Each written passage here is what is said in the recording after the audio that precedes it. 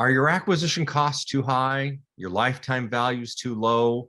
Are you uncertain if your communication strategies are actually helping or hurting the efficiency and effectiveness of your marketing investments? Welcome to the Continuous Revenue Marketer podcast, where the world's most influential marketers are sharing their insights and lessons on the critical topics they and their chief executives must address daily. How to drive consistent business growth and deliver more revenues through profitable acquisition and customer lifetime value maximization strategies. What you'll hear by listening to this podcast are the actual strategies and tactics our marketing experts are using to achieve these critical missions. Hi, I'm Russell Kern. I'm CEO and founder of Kern, an Omnicom agency, and I'm joined with my co-host and producer, Elliott Dennis. I'm excited to have on our podcast today, David Azulay, my dear friend and colleague for over 15 years. And, we built the agency together, and David's career has gone on to be the lead of one of Omnicom's largest accounts on DirecTV. And most importantly, for this meeting, he is the global co-chair of Open Pride. And in honor of Pride Month, we're producing this special podcast. And I'm really so delighted, David, that you and I get a chance to speak. And as we were leading up to this podcast, as we speak about Pride, the workforce, LGBTQ audiences, there's two sides of it. It's what's happening within the organization, within the marketing organization, retaining talent, and what's happening with the actual marketing to the community.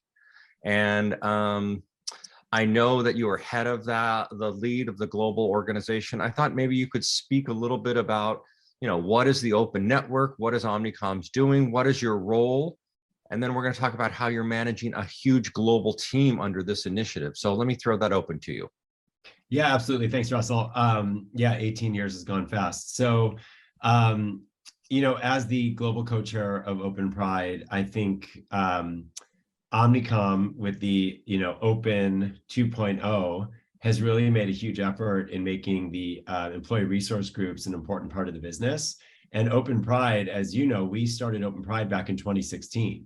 So Open Pride has just really grown, and it started just from recognizing that there was a gap. There was a need for a group that sort of got together all the LGBTQ plus employees and allies, and really looked at how we could help the employees and the business. So I think we put together our mission, which included pillars of leadership, visibility, community involvement, networking, and business. So to your point, it really combines the internal and the external. And we've really, really grown over the years, especially right now with all the legislation being introduced, and really just some of the global hate, frankly, has really brought a need even more for us to show our employees that we're out there and thinking about them when it comes to, LGBTQ plus issues. And David, so how can, approximately how big is the team? And most importantly, with the team that's around the globe, how do you bring a diverse team global that's located in diverse location? How do you manage that? How are you doing that successfully? Yeah, so it's been an amazing adventure, I guess, and watching it grow has been really something that I'm super proud of, especially because, as you know, I left for a couple of years and then came back and saw the growth really having taken off. So one of the things that we always have to recognize is that pretty much everyone that's working on Open Pride and the other ERGs around the network is a volunteer. So we've got co-chairs that basically are volunteering their time in a different geography. So we've got UK, we've got around the US, we've got India, Barcelona, we've got a chapter in Germany, and trying to grow every day. But it's really people being able to say, all right, I've got a full-time job, but this is really important to me. So I'm going to spend the time on the side, or, kind of my second role as putting these types of things together. And from a corporate perspective, we send out a lot of correspondence just around the world to say, hey, here's some articles you might be interested in. Here's some partnerships that we've established at a global level that you can tap into. So bringing in speakers, bringing in research to kind of help everyone understand what the issues are currently and how they might bring those into their day-to-day, either their agency, individual, or to their clients even. So David, you are in the the heart of the matter, literally, literally, what is so important and what have you seen in terms of this inclusive culture as being part of good corporate responsibility, social responsibility, and good for business overall? And I know that Omnicom scored a perfect 100 in our human rights campaign, and joining a very esteemed group of Fortune 500 like Apple and AT&T. So can you speak to the two aspects of why is inclusiveness as a corporate culture so important for so many aspects of a business now? Yeah, I mean, so I think that, so first of all, I would say congratulations to Omnicom, because we've scored 100% since 2016, which is amazing, Wow. right? Wow, So that's every great. year we score it. This year, they're actually changing some of the criteria. So we've got some meetings in the next few weeks to understand what that looks like for 2023. I think to make it even, I don't want to say harder, but to make it more impactful, some of the things that companies are doing to actually get that 100% score. And so I guess what I would say is I think it's no longer a choice. Our employees are 100% expecting it, and our clients are expecting it, because when you look at that list of who's on that list, so many of those companies are our clients. So we have to, actually be in the same space that they are. And I think you even said it earlier, our employees feel happier, they feel safe, they feel recognized, and they know that we care about them. So I think that, having us committed to doing this every year, and again, it's not just a let's do it and then do nothing all year round. You have to actually show that all year round you're doing these types of things to put your money where your mouth is, frankly. Yeah, and it's not just I'm doing these things, I'm really living these things. There's a difference between, oh, I'm doing the action to placate it, versus no, this is authentically us. And I guess maybe you could speak to, what makes Omnicom so authentic in their actions to be able to do all this. Yeah, I mean, I think just actually making the effort to recognize that there is a diverse workforce and that there's different needs across the workforce. So as an example, this year, Omnicom Health and Welfare put together a specific 2-pager that was all about the LGBTQ plus benefits that are offered. And the reason they did that was, again, we saw a gap, right? I was talking to someone who was interviewing a trans employee or a trans prospect, and the trans person asked the question about insurance, and the person did not know the answer. So we put together something to show what we have coverage for, how we cover it. For the first time, Omnicom is offering family forming benefits. But I will say the other thing, you should know, and I'm sure you hear this as the CEO of an agency, I always say to everyone, we are trying our hardest to move forward, but there's always going to be more we can do. Right? Because if you compare us to some of the other companies, like you look at some of the social media companies, Facebook and, Meta and Snap, and look at their benefits and you compare them to ours, people actually would say like, oh, we should be doing more. And I think I have to frame it as we are doing as much as we can. And Omnicom is listening to what needs to be changed. They're not pushing back, which is really what I like to see.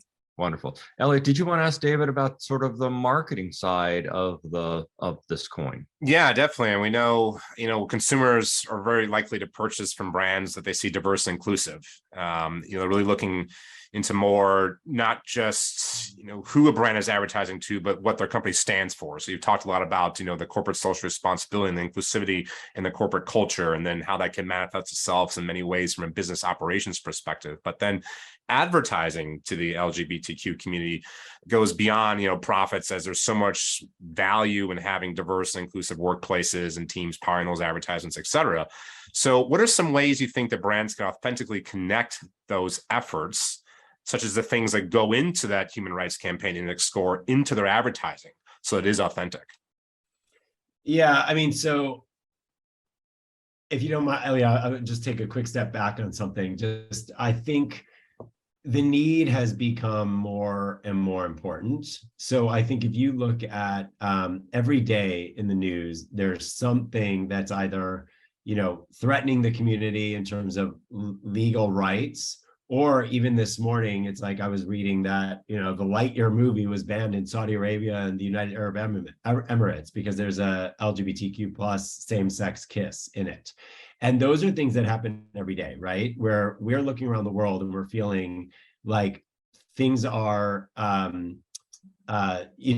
taking away from sort of just our safety or our living, out and loud and being ourselves, right? So I think brands have to make the community feel like they want to be a part of the community every day, not just during Pride Month and not just for, making money, right? So I think like you look at the Gallup poll this year, over 70% of people believe that same-sex marriage should be legal.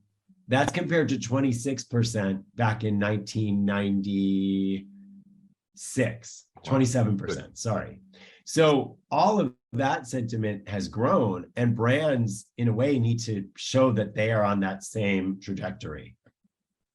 Yeah, that's a great point. In living here where I live in Chicago, I kind of see that, day in, day out, the brands that are really in the community and really, not just marketing, but really activating and sponsoring and really being hand in hand from a community relations perspective. So, what are some tips you would give, or, what do you feel a marketing executive or brand manager should do to reach this audience in an authentic manner when they've started to, let's say, maybe be a little behind the curve, but doing a great job of building that corporate culture, and now want to make sure that they, let their end consumers know loud and proudly that they are bringing that inclusivity into their workforce and their thinking and all their communications. How would they activate? How would they activate against that if they haven't historically in the past? Yeah. A great question. I mean, I think number one is make sure that the people on your team that are creating the idea are actually a part of the community. So even if your staff is not LGBTQ+, then talk to people within your ERG. So something that we've done in Omnicom, for example, one of our agencies brought a campaign to the ERG and said, can we do a focus group with you, right? To make sure we want to talk to the people who are actually living it day to day. The second thing for me is really, I said it once and I'll say it again, you've got to be doing it all year round. So for example, there are some companies who all year round, if you buy a certain product, they'll give a percentage of the sales to, an LGBTQ+ charity, right? Same thing with people do it for all different types of things. It's not just LGBTQ+, but they're doing it all year round, right? It might not be on every product, but at least they're showing you that they care about you all year. Then there's the companies that come in June, they change their logo to, a rainbow, and they have one partnership in June, and then on June 30th, it's done. That's the kind of thing that's hard because you look at it and you say, okay, but you're a big company. You should be doing this all year and showing us your support. I think the last thing is kind of similar, but it's the companies that are showing that they care about the issues. So they're not just making a rainbow t-shirt and trying to sell it. The rainbow t-shirt has proceeds that are going to go to help, LGBTQ+ homeless youth, as an example. And and I'll talk about some examples in a minute, but there's been a lot of companies that I feel like have done a good job this year of actually addressing it that way. And those are just a few of the things that I think would be nice to see in these campaigns. Yeah, it's my next question was, in your own opinion, what are some examples of companies you think are doing right? And then some examples of campaigns you think fell a little short. So that example, maybe it was just inauthentically targeting just the month and not all year. We don't have to throw shade at anybody, but for our kind of audience, their CMOs, they're thinking about ways that they can be authentic. What are some good and bad ways of doing such? Yeah, and I will my caveat, I'll just say that this is my opinion, right? Because exactly. I read the articles every day, and sometimes I'll hate a campaign and then it'll get all this press and how great it was. And I'm like, really? Okay. But so I think the ones that are doing it well, I've seen more and more in the last year or so of the campaigns with purpose, right? So tying it into a cause. And again, not just ending it in Pride Month, but some examples would be, like, I don't know if you've seen any of these, but Miller Lite did something this year where it was Beers and Queer History book. And so, really talking about the history and how we got to where we got. And I know there's been campaigns where they're helping bars survive, which is really, something that's amazing. Tinder did a campaign where they partnered with HRC, Human Rights Campaign, and it's to end the blood ban for LGBTQ+. So they actually, within Tinder, were trying to get people to participate in studies to try to help end the blood ban that has been around for a long time for LGBTQ+ people giving blood. Chipotle did a campaign where they're addressing food insecurity. So for them, that's a great tie-in, right, to their business, but they're helping address food insecurity, which was a really good one. The other thing is, I feel like there's companies that you see a campaign every year or every few times a year that we all would say are good, right? Like IKEA is one that I feel like every time I see it, they've done something right. You know, Starbucks has been a big advocate of the LGBTQ plus community, which is really nice to see. Subaru, Oreo, you've probably seen some of the Oreo campaigns. I feel like they have a few a year that are really addressing the community. Even Pantene, from a hair perspective, you know, focusing on transgender community. Some of them that probably were good intentioned, but maybe not as great. I saw one recently that was the US Marines. And while I love the fact that the US Marines recognized Pride Month, the image, it was a helmet with 5 bullets in the rainbow colors. Not sure that 5 bullets in the rainbow colors is really something that you want to put out there for your Pride Month campaign, but okay. You know, again, well-intentioned. The other one, I don't know if you guys have seen it. It was just in the last week or two. Austria, Burger King Austria did this Whopper campaign where they had either 2 bottom buns or 2 top buns. And, you know, it's kitschy, but it's a little offensive, you know, that's the way you're going to market. And also, again, it's like just a Pride Month thing. The last one I'll mention, because I just saw it yesterday or 2 days ago, Postmates. I don't know if you guys saw it, but they had like a menu specifically for certain sexual positions. And I don't know, I thought it was a little much. I read today that it got some really good press and some people thought it was great. But again, I felt a little bit like it was, you know, trying to capitalize on our month and on the community, as opposed to showing all year round that you've got something special for the LGBTQ plus community. So that's the no presses, there's only good press. But anyway, I do think that's sort of the capitalization is when it's not authentic. David, I'd like to leave you with this question. Yeah. As we look forward to the rest of the year, if there's one thing you want to accomplish with your team, the open community, what's your mission for the next 6 months? What are you committed to? So, great question. I think number one, I'll say 2 things. Number one is sort of what I said already, but it's making sure that we're not ending with Pride Month. Because even us, you know, within Omnicom, like the communities all wake up for a month in June. And all of our agencies are doing webinars and marching in Pride. And so I want to make sure that we're not forgetting about it come July, August, September, October, November. It's like there really is some key thing that we could focus on every month if we wanted to.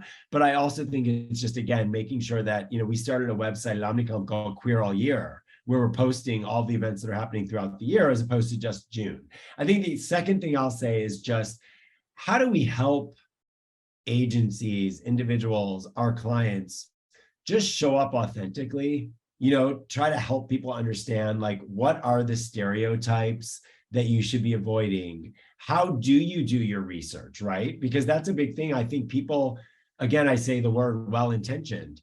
I don't think anyone doesn't have good intentions, but they're probably just not maybe researching the right way. If you've got 2 straight designers and copywriters doing your work for the gay community, you're probably missing something. Yep. So I would say just trying to help put that perspective out there would be great. That's wonderful. David, I want to thank you for your time. I am so grateful for our relationship over the many, many years, and I'm very happy for you. And I think Omnicom's very lucky to have you both leading the business and leading this initiative as a co-chair. So I thank you and wish you a really great day. Thanks so much. Russell. Thanks, Elliott. Yeah, and if there's anything else I can do, just let me know. But thanks for having me. You're welcome. And I just want to encourage all of our listeners to continue to subscribe to the Continuous Revenue Marketer podcast, where we'll be having other great experts coming. So don't miss an episode. Subscribe as soon as possible. And until then, I'm Russell Kern. The Continuous Revenue Marketer has been brought to you by Kern, an Omnicom precision marketing agency that helps Fortune 500 companies increase revenue from customer acquisition to loyalty through personalization at speed and scale. For more information, please visit kernagency.com.